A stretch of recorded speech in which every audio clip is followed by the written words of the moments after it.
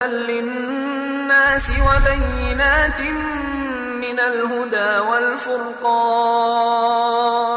السلام علیکم ورحمۃ اللہ وبرکاتہ. الحمدللہ رب العالمین والصلاة والسلام علی رسولہ الکریم وعلی آلہ واصحابہ اجمعین، اما بعد فاعوذ باللہ من الشیطان الرجیم. بسم اللہ الرحمن الرحیم. قل جاء الحق وزهق الباطل ان الباطل کان زہوقا. بسم اللہ الرحمن الرحیم. رب اشرح لی صدری ویسر لی امری واحلل عقدۃ من لسانی یفقہوا قولی. میں سب سے پہلے اللہ سبحانہ وتعالیٰ کا شکر بجا لاتا ہوں. بے پا درود و سلامتی ہو محمد مصطفیٰ صلی اللہ علیہ وسلم پر. محترم ناظرین کرام، قرآن مجید کے کئی نام بتائے گئے ہیں. اس میں سے 5 نام بڑے مشہور ہیں: القرآن، الفرقان، الذکر، التنزیل، الکتاب. اور اسی طریقے سے اور بھی کچھ نام ہیں جس کے بارے میں میں نے گزشتہ لگ بھگ 12 ایپیسوڈ مکمل قرآن مجید کے ناموں کی تشریح اور اس کے پیچھے اس کی حکمت اور اس کے اندر جو معنی میں ڈیپتھ ہے اور خصوصیت، ایک معنی میں وہ نام نہیں بلکہ قرآن مجید کی خصوصیتیں ہیں جو میں نے آپ کے سامنے بتائی الحمدللہ.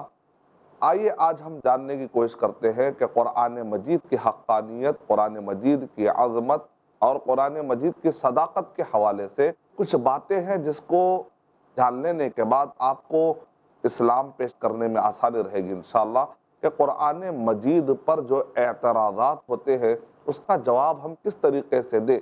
تو قرآن مجید پر جو اعتراضات ہوتے ہیں، ان اعتراضات کے جوابات اور قرآن مجید کی وہ خاص قسم کی معجزانہ صفتیں جس کو آپ کہیے خصوصیات ہے، اسپیشلٹیز ہے، کہ کس طریقے سے قرآن مجید کی چند خصوصیات آپ کے ذہن میں اگر بیٹھتی جائے. گزشتہ ایپیسوڈ میں نے آپ کو کئی خصوصیتیں بتائی ہے. اس میں سے ایک چیز پر اگر آپ غور کریں گے کہ قرآن مجید میں اللہ سبحانہ و تعالیٰ نے چند پیشن گویاں قرآن مجید میں بتائی گئی ہیں اور وہ پیشن گویاں پوری ہو رہی پوری ثابت ہو رہی. مثال کے طور پر سورہ لہب، سورہ مسد جس کو کہا گیا، یعنی سورہ نمبر 111 میں تبت یدا ابی لہب و تب، کہ ابو لہب کے دونوں ہاتھ تباہ ہو گئے، برباد ہو گئے. اب ان آیتوں کو پڑھنے کے بعد کوئی بھی آدمی یہ سمجھ سکتا ہے کہ یہاں پر ابو لہب اسلام قبول نہیں کرے گا اور وہ جہنم رسید ہونے والا ہے. یہ میسج اس صورت سے مل جاتا ہے. اور یہ جو صورت نازل ہوئی مکے میں بہت پہلے ارلی سٹیجز میں نازل ہوئی، اور بعد میں ایک لمبے عرصے تک ابو لہب، جہاں تک کہ جو جنگ بدر کا واقعہ اس وقت تک، یعنی لگ بھگ اگر آپ کہیں گے تو 10 سال سے بھی زیادہ عرصے تک ابو لہب زندہ تھا. اگر ابو لہب ڈسپروف کرنا چاہے تو بڑی آسانی کے ساتھ ڈسپروف کر سکتا تھا اور یہ کہہ سکتا تھا کہ دیکھو قرآن مجید میں کہا گیا کہ میں اسلام قبول نہیں کروں گا اور میں جہنم میں جاؤں گا، چلو میں اسلام قبول کرتا ہوں. لیکن ایک جھوٹ کے طور پر بھی اگر وہ پبلک کو منوانے کے لیے اسلام قبول کرنے کا اگر دعویٰ کر دیتا تو ظاہر بات ہے لوگوں کے لیے بظاہر قرآن مجید ایک جھوٹا ثابت ہوا تھا. لیکن قرآن مجید میں تبت یدا ابی لہب و تب نازل ہونے کے باوجود، ابو لہب کو پتہ چلنے کے باوجود ابو لہب نے اسلام قبول نہیں کیا. اور ابو لہب اسلام قبول کیسے کرے گا؟ کیونکہ اللہ تعالیٰ غیب کے جاننے والے، اللہ کو معلوم ہے کہ آنے والے 10 سال میں، 12 سال میں، 13 سال میں ابو لہب کیا کرے گا، اللہ تعالیٰ کو معلوم ہے. تو اللہ تعالیٰ نے پیشگی طور پر قرآن مجید میں ذکر کر دیا. اس بات کی علامت ہے کہ قرآن مجید اللہ سبحانہ و تعالیٰ کی طرف سے. قرآن مجید میں بہت سارے پیشن گویاں ہیں. سورہ روم پڑھتے ہیں، الف لام میم غلبت الروم فی ادنی الارض وهم من بعد غلبهم سیغلبون.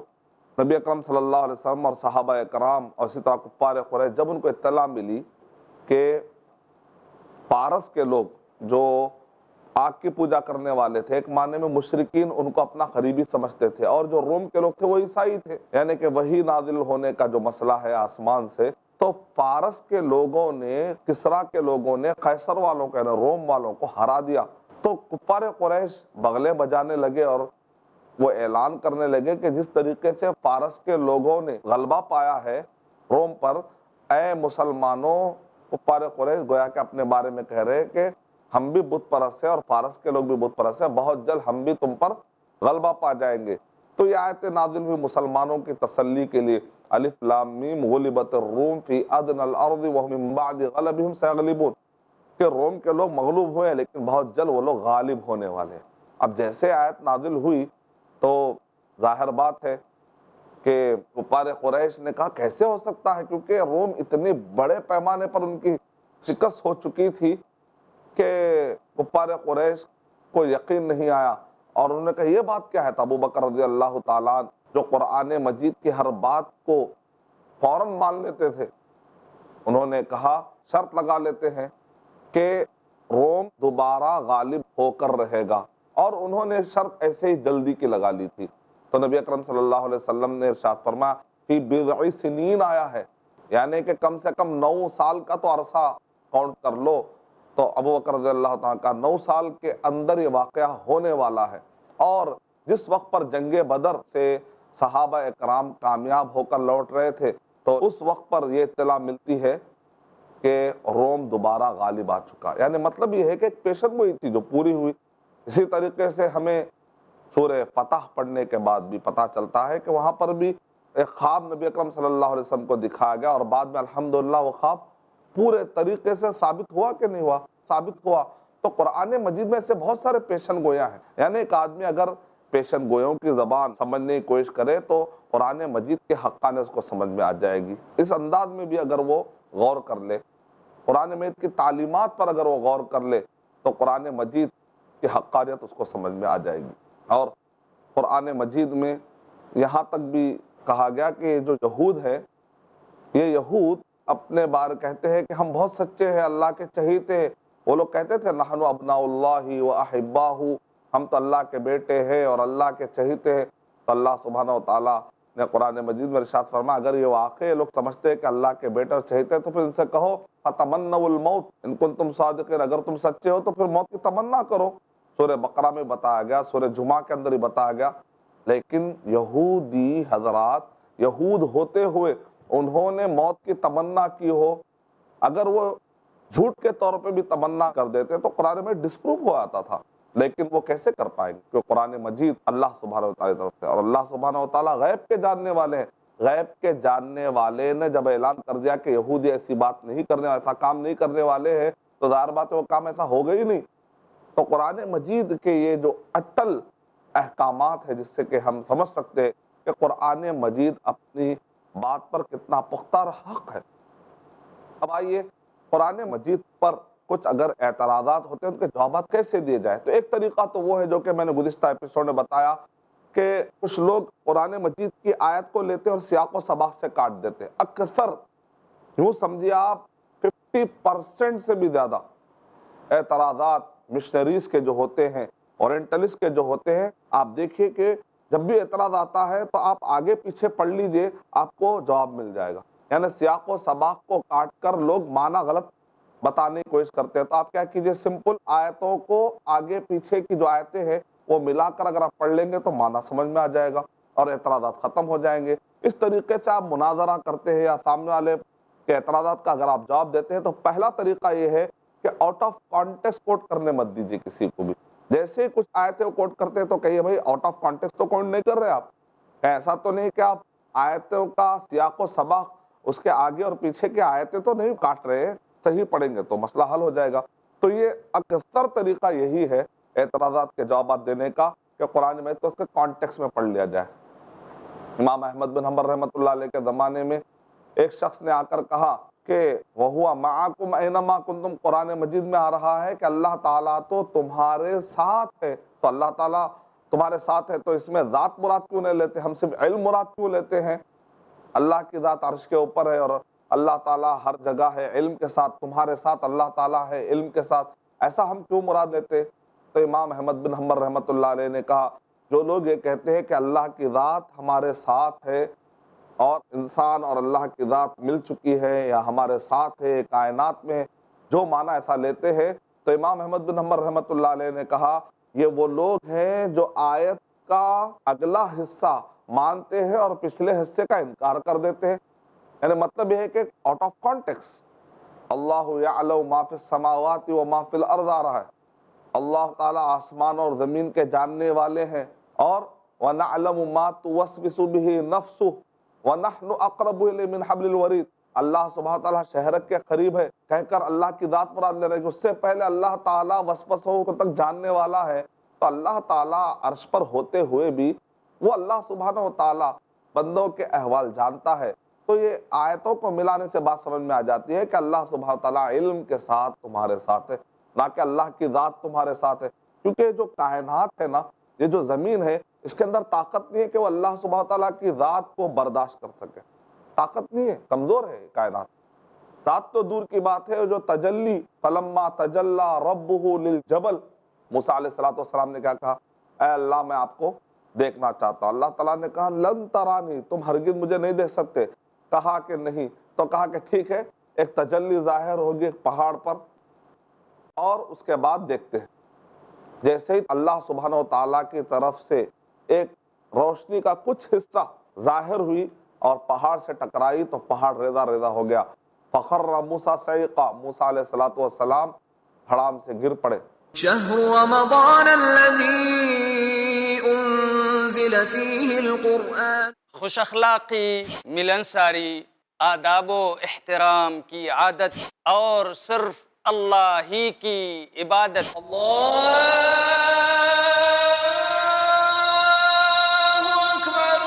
بن جائے ہماری ذہنیت. ہمارے پیارے نبی صلی اللہ علیہ وسلم ہمیشہ رہے قائم جن اصولوں پر، حقیقت میں ان اصولوں کی پابندی ہے تعمیر انسانیت. تعمیر انسانیت. دیکھیے شیخ عبداللہ الکافی المحمدی کے ساتھ قرآن اور حدیث کی روشنی میں انسان کو بیدار کر کے اس کی انسانیت کو تعمیر کرنے کا بہترین پروگرام، ہر جمعرات دوپہر 3 بجے اور رات 9 بجے صرف i+ ٹی وی پر، بہتر زندگی کے لیے.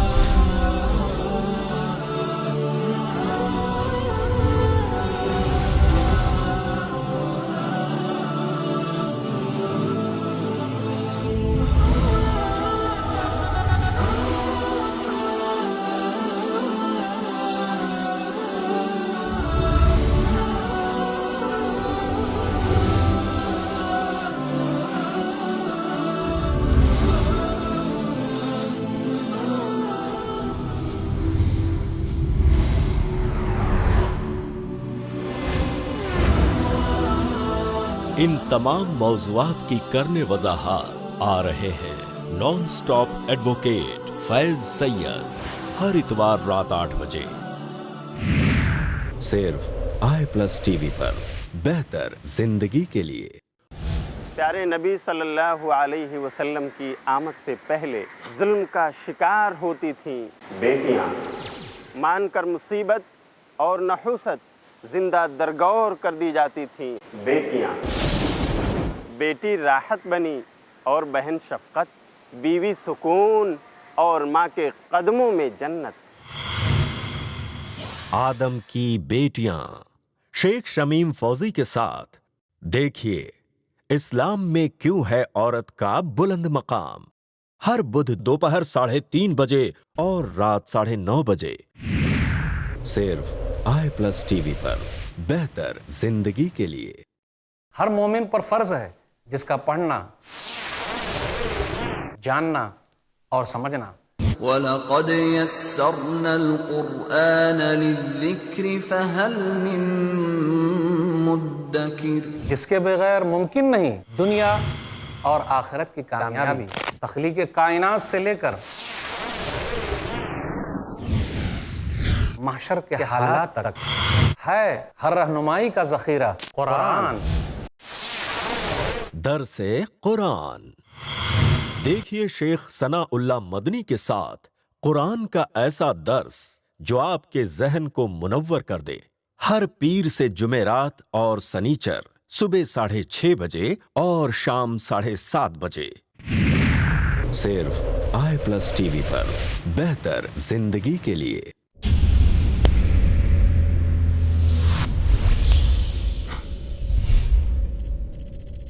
اپنے کیبل یا DTH آپریٹر سے i+ ٹی وی آج ہی ڈیمانڈ کریں. i+ T V free to air اور انڈین رجسٹرڈ چینل ہے. شهر رمضان الذي أنزل فيه القرآن. موسیٰ علیہ السلام نے کیا کہا؟ اے اللہ میں آپ کو دیکھنا چاہتا ہوں. اللہ تعالیٰ نے کہا لن ترانی، تم ہرگز مجھے نہیں دیکھ سکتے. کہا کہ نہیں، تو کہا کہ ٹھیک ہے، ایک تجلی ظاہر ہوگی ایک پہاڑ پر اور اس کے بعد دیکھتے ہیں.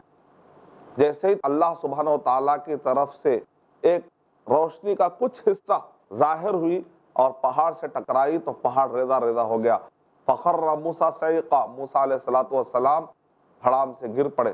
مطلب کیا نکلا کہ ایک چھوٹی سی تجلی، مختصر العلوم میں امام ذہبی رحمۃ اللہ علیہ کی جو کتاب ہے، شیخ البانی رحمۃ اللہ علیہ نے آتھینٹک سندوں کے ساتھ بتایا ہے کہ اگر اللہ سبحانہ و تعالیٰ اس تجلی میں کچھ اور حصہ بڑھا دیتے لأحرقت، یعنی کہ زمین کا جو سرفیس ہے، زمین میں جو اگانے کی جو کیپیسٹی ہے، وہ سارے کے سارے کیپیسٹی ختم ہو جاتی. لوگ آج جو گیہوں کھا رہے، چاول کھا رہے، جو اگانے کی طاقت ہے زمین پر، وہ خاکستر ہو جاتی، وہ جل جاتی.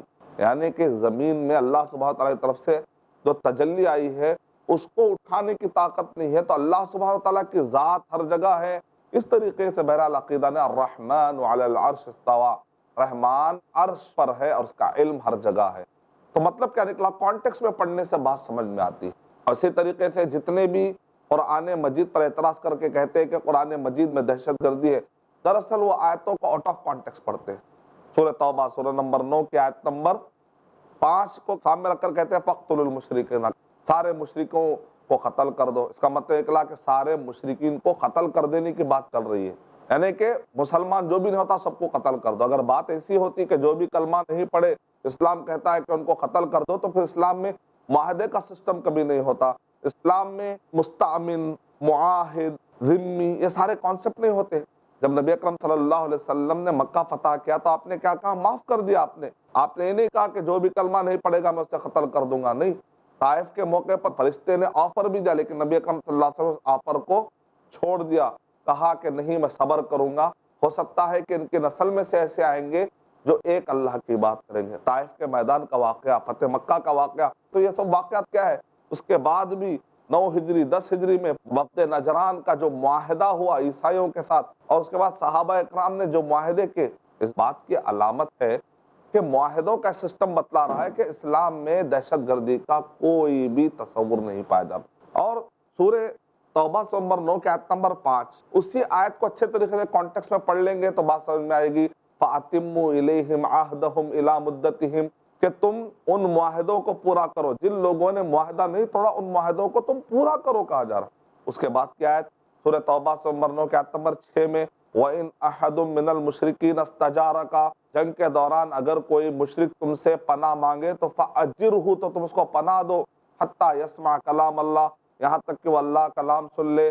ثُمَّ أَبْلِغْهُ مَا مَنَعَ، یہاں تک کہ اس کو پروٹیکشن میں رکھو کہا جا رہا، اس کو سیفٹی کی جگہ میں رکھو کہا جا رہا. وہاں پر بھی تو مشرکین کی بات ہو رہی ہے. اسلام میں دراصل سورہ بقرہ نمبر 2 کے آیت نمبر 180 پڑھ لیں گے نا، مسئلہ ختم ہو جائے گا. وَقَاتِلُوا الَّذِينَ يُقَاتِلُونَكُمْ، تم لڑو ان سے جو تم سے لڑتے ہیں. یعنی کہ اسلام میں ڈیفینسیو یا پری ایمپٹیو وار کا تصور ہے. اسلام میں افینسیو جا کر چھیڑنے کا کوئی تصور نہیں. ایک آدمی ایک معصوموں کو جا کر چھیڑ کر جنگ بھڑکانے کا اسلام میں کوئی تصور نہیں. جا کر چھیڑنا تو دور کی بات ہے، تمنا بھی کرنے کی جاتے ہیں. لا تتمنوا لقاء العدو، دشمن سے لڑنے کی تمنا مت کرو. تمنا تک بھی نہیں کر سکتے کہ کاش کے کہیں جنگ میں جا کے بھڑکاؤں گا ایک اور اس کے بعد لڑوں گا. بات ایسی نہیں. اگر تم پر حملہ ہوتا ہے تو ڈیفنس کرنے کا دنیا کا ہر پینل کوڈ، دنیا کا ہر قانون اجازت دیتا ہے کہ آدمی اپنا ڈیفنس کرے. جب اس پر حملہ ہوتا ہے تو ایک آدمی ڈیفنس کر سکتا ہے. فطرت بھی بتاتی ہے، کامن سینس بھی ہے، دنیا کا ہر قانون بھی ہے. قرآن مجید کہتا ہے کہ اگر حملہ ہوتا ہے تو ڈیفنس کرو. پری ایمپٹیو اٹیک اور ڈیفینسو اٹیک کی تو باتیں ہو سکتی ہیں، لیکن اٹیکنگ یا شروعات کرنا، انیشیٹ کرنا، جا کر چھیڑنا، بھڑکانا، واللہ لا يحب المفسدین، اللہ سبحانہ و تعالیٰ فساد کرنے والوں کو پسند نہیں کرتے.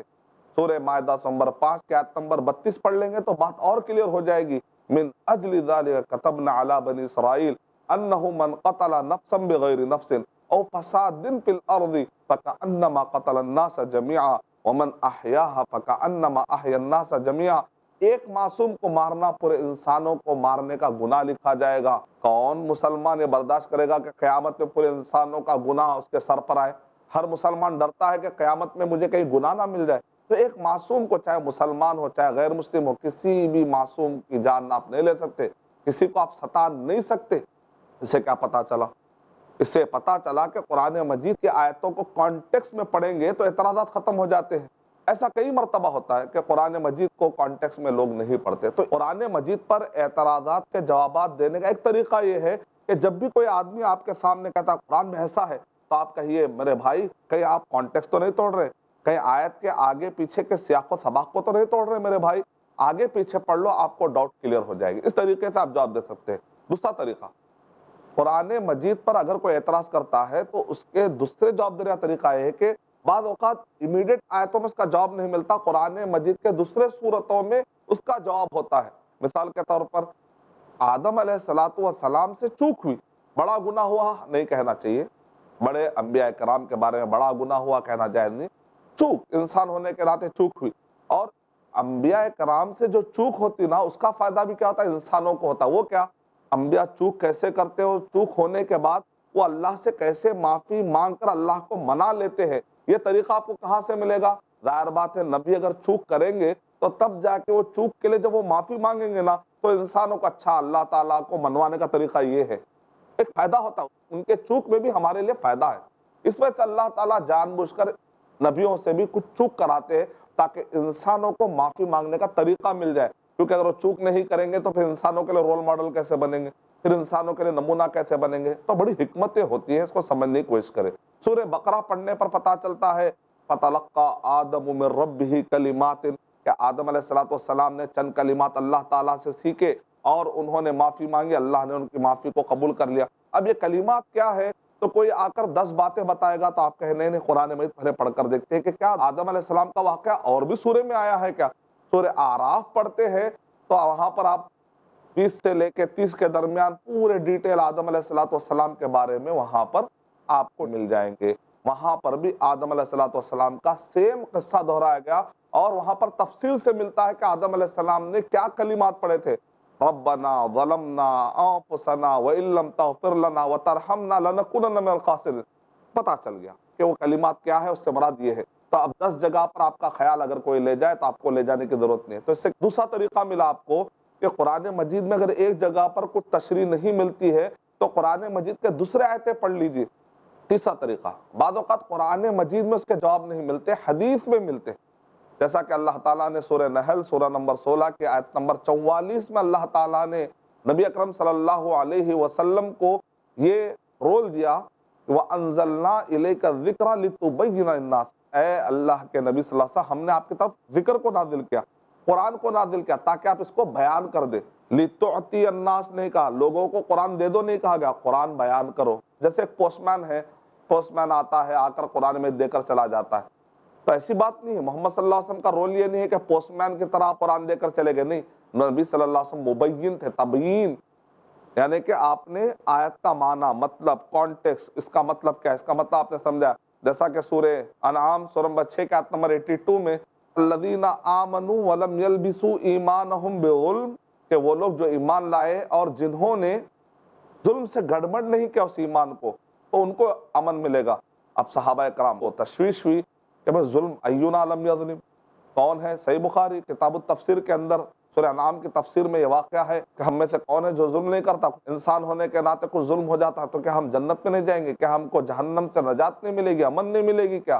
تو نبی اکرم صلی اللہ علیہ وسلم نے ارشاد فرمایا یہاں پر ظلم سے مراد شرک ہے، یعنی کہ شرک مت کرو. تب صحابہ کرام کو اطمینان ہو گیا اور آپ نے آیت پڑھی سورہ لقمان سورہ نمبر 31 کے آیت نمبر 13 ان الشرک لظلم عظیم، بے شک شرک بہت بڑا ظلم ہے. اس سے آپ کو اندازہ لگ گیا کہ ایمان وہ ہونا چاہیے جس کے اندر شرک نہ ہو.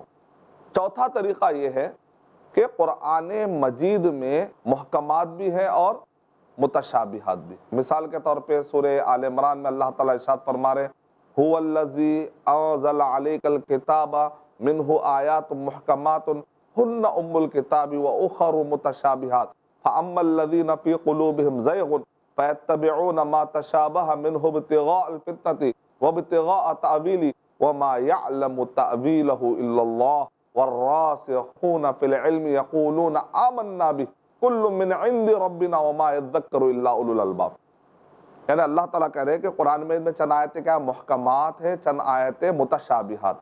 محکمات ہے نا، اس کو کہتے ہیں واضحات، جو بالکل واضح ہے، اٹل ہے، جس کے معنی بہت ہی واضح ہے، بہت ہی واضح ہے. قل هو اللہ احد کہہ دو کہ اللہ سبحانہ وتعالیٰ اکیلے ہیں.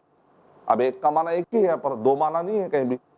قرآن مجید میں کچھ آیتیں متشابہات ہیں، متشابہات کے 7 سے زیادہ معنی بتائے گئے ہیں، لیکن ایک معنی میں آپ کے سامنے بتلا رہا ہوں سمجھانے کے لیے کہ بعض اوقات ایسا لگتا ہے کہ ایک ورڈ کے یہاں پر ڈبل میننگ آ رہی ہے. یعنی ایک وہ معنی ہے جو حق ہے، دوسرا وہ معنی ہے جو باطل ہے. اب جس کے دل میں کیڑا ہوتا ہے وہ باطل معنی لیتا ہے، غلط معنی لیتا ہے. جو آدمی سچا ہوتا ہے وہ صحیح معنی لیتا ہے. یہ صحیح معنی یا غلط معنی کیسے پہچانتے ہیں؟ محکمات اگر آپ پڑھ کر رہیں گے، قرآن مجید میں جو محکم باتیں ہیں، جو کلیئر باتیں آئی ہیں، ان سے جا کر جو معنی جڑ رہا ہے وہ معنی لے لیجئے، جو اس سے ٹکرا رہا ہے وہ معنی چھوڑ دیجئے. یہ دراصل اللہ تعالیٰ نے آزمائش کے طور پہ رکھا. کیوں؟ کیونکہ دنیا میں ایسے لوگ ہوتے ہیں اوپر سے بتاتے ہیں کہ بڑے وہ اسلام کو فالو کرنے والے ہیں، بڑے حق کو ماننے والے ہیں، لیکن اندر سے بڑے نفرت بھی کرنے والے ہوتے ہیں. تو ان کا پردہ فاش کرنے کے لیے اللہ سبحانہ وتعالیٰ نے چند ایسی آیتیں رکھی ہے. وہ جیسے ہی وہ آیتوں کا غلط معنی بتاتے ہیں لوگوں کو، لوگوں پر ان کی حقیقت عیاں ہو جاتی ہے. تو کیا ہے یہ محکمات، کیا ہے متشابہات؟ میں اس کو اور بھی ڈیٹیل میں مثالوں کے ساتھ کس طریقے سے باطل پرست لوگ، قرآن مجید پر اعتراض کرنے والے کس طریقے سے متشابہات لا کر قرآن مجید پر غلط بیانی کرتے ہیں، حملہ کرتے ہیں، اور کس طریقے سے ہم محکمات جان کر اس کے جوابات دے سکتے ہیں، میں انشاءاللہ اگلے ایپیسوڈ میں آپ کو ضرور بتاؤں گا. میں اللہ تعالیٰ سے دعا کرتا ہوں کہ اللہ سبحانہ وتعالیٰ مجھے اور آپ سب کو قرآن مجید کی حقانیت صحیح طریقے سے سمجھنے توفیق عطا فرمائے. آمین. وآخر دعوانا ان الحمدللہ رب العالمین. السلام علیکم ورحمۃ اللہ وبرکاتہ. إن الذي فرض عليك القرآن لرادك إلى معاد قل ربي أعلم من جاء بالهدى ومن هو. کم علمی دھکیلتی ہے گمراہی کے دلدل میں. جو لوگ سود کھا رہے ہیں، کھلا رہے ہیں اور اس کے کاروبار میں کسی بھی طرح سے شریک ہے، اللہ اور اس کے رسول سے جنگ کر رہے ہیں. شک و شبہات کے جنگل میں سارے لوگ ایک تھے، پھر کیا ہوا؟ شیطانوں نے اتنی بنیادیں پیش کی کہ ہر ایک آدمی الگ ہوتا چلا گیا. کیونکہ جہالت ایک بیماری ہے. ذات باری تعالیٰ کا انکار کرنے والا اس بنیاد پر کہ ہمیں دکھائی کیوں نہیں دیتا، وہ احمق کہلائے گا، عقل مند نہیں ہے. مگر اسلام میں بیداری ہے. شیطان کبھی بھی کوئی بھی راستہ دکھاتا ہے، ہمیں پہچاننے کے لیے ایک راستہ موجود ہے کتاب و سنت میں. پوچھو تو صحیح شیخ رضا اللہ عبد الکریم مدنی سے زندگی کی تاریکیوں سے نکل کے اجالے کی طرف لانے والی واحد روشنی، ہر جمعہ رات 8 بجے صرف i+TV پر. بہتر زندگی کے لیے علاج جسمانی ہو یا ذہنی، اس شخصیت کے تعلیمات سے جانیے جنہیں چنا گیا سارے عالم کے لیے. شفا طب نبوی کا خزانہ، ہر سنیچر رات 8:30 بجے صرف i+TV پر. بہتر زندگی کے لیے. آج الزام